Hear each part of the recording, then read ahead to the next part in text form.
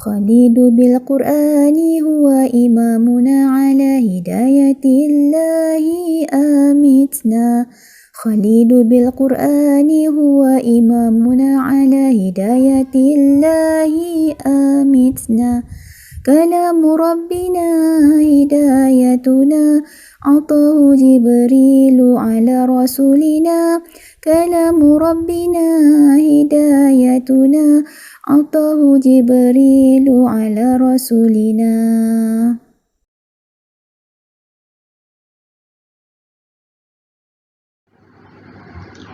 Okey anak-anak, kita lihat bagaimanakah cara bacaan ra yang betul di dalam bacaan Al-Quran kita. Okey, terdapat dua cara bacaan, iaitu yang pertama kita baca secara tafkhim, yakni ra tersebut dibaca dengan tebal. Okay, dan satu lagi ialah tarqiq. Tarqiq ini ialah kita menipiskan sebutan ra. Okey, kita akan lihat bilakah masa kita perlu membaca tafkhim ataupun tarqiq. Okey, ra tafkhim yang dibaca dengan tebal terdapat 6 tempat.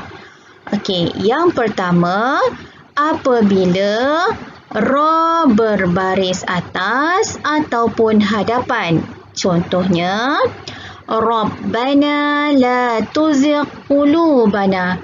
Kita tak boleh baca Rabbana. Dengar pun macam tak betul kan? Dia semula jadi juga lidah kita bila menyebutnya secara tebal. Okay, contoh yang kedua yang diberi untuk baris hadapan. Wala anfusahum yansurun. Kita tak baca yansurun. Nak baca nipis pun memang tak boleh.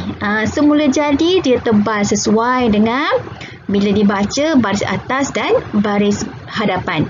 Okey, kemudian ra berbaris mati asli ataupun sakinah dan huruf sebelumnya berbaris atas atau hadapan. Wa iz yarfa'u. Tak boleh baca wa iz yarfa'u. Kita baca yarfa'u. Okey, contoh yang kedua untuk baris hadapan. Yaj'al lakum furqana. Furqana. Tidak dibaca furqana. Okey. Dan keadaan yang ketiga, ra berbaris mati, huruf sebelumnya berbaris bawah. Tadi kita nampak baris atas atau hadapan sahaja. Ada juga yang ketika berbaris bawah, tetapi selepasnya huruf isti'la. Huruf isti'la ialah huruf yang kita baca dengan tebal. Apa huruf dia? Kha, Sad, Dad, Ta, Za, Ghin dan Qaf. Kita lihat contoh. Ra sakinah atau berbaris mati. Huruf sebelum dia, huruf fa ini berbaris bawah. Dan selepasnya huruf Qaf, di mana huruf Qaf berbaris atas. Baca dengan tafkhim, tebal. Firqatun. Firqatun. Bukan firqatun. Contoh kedua, ra berbaris mati, sakinah. Sebelum dia huruf qaf yang berbaris bawah. Dan selepasnya huruf isti'la, huruf ta. Qirtasin. Qirtasin. Kita tak baca dengan qirtasin. Ya. Okey, keadaan yang keempat, ra dibaca dengan tafkhim iaitu tebal apabila ra berbaris mati terletak di awal kalimah dan huruf sebelumnya hamzah wasal. Ni hamzah wasal ya. Alif hamzah. Ya. Okey, kalau berada di permulaan bacaan, kita lafazkan irji'u. Kita tak baca irji'u. Keadaan kedua, kalau dia tidak di permulaan bacaan, maka kita tidak bunyikan alif hamzah wasal tersebut. Kita baca waqala rakabu. Waqala rakabu. Kita baca waqala rakabu. Okey, keadaan yang kelima, apabila ra berbaris mati dan huruf sebelumnya berbaris bawah asli atau bawah mendatang. Contohnya, wa qur rabbirhamhuma. Kita tak baca rabbirhamhuma. Sama juga dengan yang kedua, illa manirtada. Kita tak baca illa manirtada. Ya. Kalau manirtada, maksudnya kita menipiskan bacaan ra tersebut. Ini adalah keadaan terakhir. Ra dibaca secara tafkhim, tebal. Ra berbaris atas, bawah atau hadapan dibaca waqaf. Apabila waqaf tu maksudnya berhenti. Huruf sebelumnya berbaris bawah atau hadapan atau sukun. Sukun tu maksudnya mati selain huruf ya.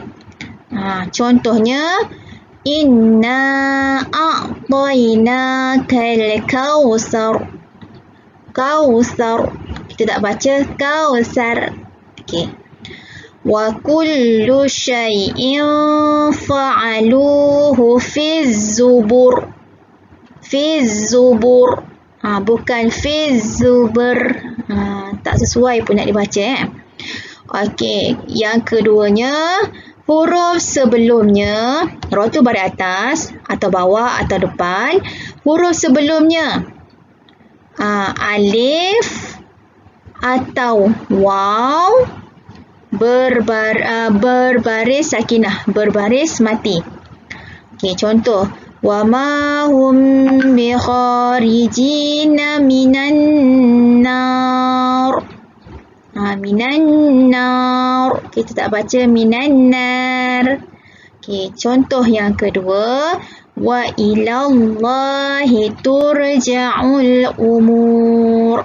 Bukan umur.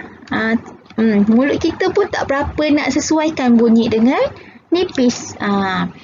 Dan yang ketiganya, huruf sebelumnya, sebelum huruf ra itu, sakinah. Sakinah ni berbaris mati yang didahului huruf berbaris atas atau hadapan. Innaha tarmi bi syararin kal qasr. Kal qasr. Kita tak baca kal qasr. Ustazah pun tak ada tindak bunyi kalau nipis. Dia memang tebal. Qasr. Innal insana lafi khusr. Khusr. Kita tak baca khusr. Ya. Okey. Okey, kita lihat pula ra yang dibaca secara tarqiq, iaitu secara nipis. Ada 5 keadaan. Keadaan yang pertama, apabila ra berbaris bawah asli sama ada terletak di awal, tengah atau akhir kalimah. Okey, lihat ra dia yang pertama ni, yang putih saya highlightkan ini adalah di awal huruf. Rizqun. Kita baca rizqun. Okey, contoh kedua, wa ala absari. Ra dia di hujung kalimah absar. Absari. Tak baca absari. Yang ketiga, dalam perkataan al-hijri. Ya, al-hijri ini ra di hujung perkataan. Al-hijril mursalin. Tak baca hijril. Tidak. Dia sebenarnya memang semula jadinya begitu. Kita akan sebut pun memang terus dekat lidah dalam keadaan nipis. Okey, keadaan yang kedua, ra berbaris bawah mendatang dalam dua kalimah yang dibaca secara wasal, secara terus. Tengok contoh yang pertama. Wazkurisma. Apa yang masuk dalam dua kalimah? Okey, kalimah pertama wazkur. Kalimah yang kedua isma ni. Bila disambung wazkurisma. Dia tak baca wazkuris. Ya. Yang kedua wabashiris sabirin. Perkataan pertama wabashir, perkataan yang kedua as-sabirin. Bila disambung wabashiris sabirin, kita tak baca wabashiris, nipis. Okey, keadaan yang ketiga, ra dibaca secara nipis. Tarqiq ialah ra yang berbaris mati sakinah dan huruf sebelumnya berbaris bawah dalam satu kalimah dan selepasnya tidak terdapat huruf isti'la. Apa dia huruf isti'la? Huruf isti'la ialah huruf yang dibaca dengan tebal. Apakah hurufnya? Kha, sad, dad, ta, qaf dan Rin. Okey, itu huruf isti'la. Okey, contohnya diberi miryatin, fir'auna. Satu kalimah ya, kita tak baca miryatin, susah macam nak baca kan. Lembut semula jadi nipis. Okey, keadaan yang keempat, ra berbaris atas, bawah dan hadapan yang dibaca waqaf apabila huruf sebelumnya berbaris bawah. Contohnya hatta zurtumul maqabir. Ra berbaris atas, huruf sebelumnya berbaris bawah. Kita tak baca maqabir. Okey. Kemudian yang kedua, ra berbaris atas, bawah hadapan. Kita baca berhenti waqaf. Sebelumnya ada ya sakinah, ya mati. Okey. Wallahu ala kulli syai'in qadir. Tak baca qadir. Okey, ataupun ra baris atas, bawah hadapan dibaca waqaf apabila huruf yang sakinah, huruf mati, didahului huruf berbaris bawah. Alah, tak nampak pula, nampak ustazah je kat sini. Tak apa, saya bacakan ya. Qala Musa ma ji'tum bihi sihr. Ni huruf alif lam sin berbaris bawah, ha berbaris mati, ataupun inilah kita katakan huruf yang sakinah, ha berbaris mati. Selepasnya huruf ra berbaris hadapan. Kita baca secara nipis. Bihi sihr. Tak baca bihisih. Tak sesuai pun berada di mulut bila dibaca dengan tebal. Okey. Dan keadaan terakhir, ra dibaca secara nipis ialah apabila kita jumpa yang berbentuk imalah. Imalah ialah huruf yang dibaca di pertengahan antara baris atas dengan baris bawah. Maksudnya atas pun tidak, bawah pun tidak. Dalam Al-Quran hanya terdapat satu tempat sahaja. Di sini ya, kita cuba baca. Wa qala rkabu fiha bismillahi majriha wa mursaha. Majriha wa mursaha. Tidak baris atas, tidak baris bawah, di tengah-tengah, dan dia dibaca secara tarqiq, secara nipis. Okey.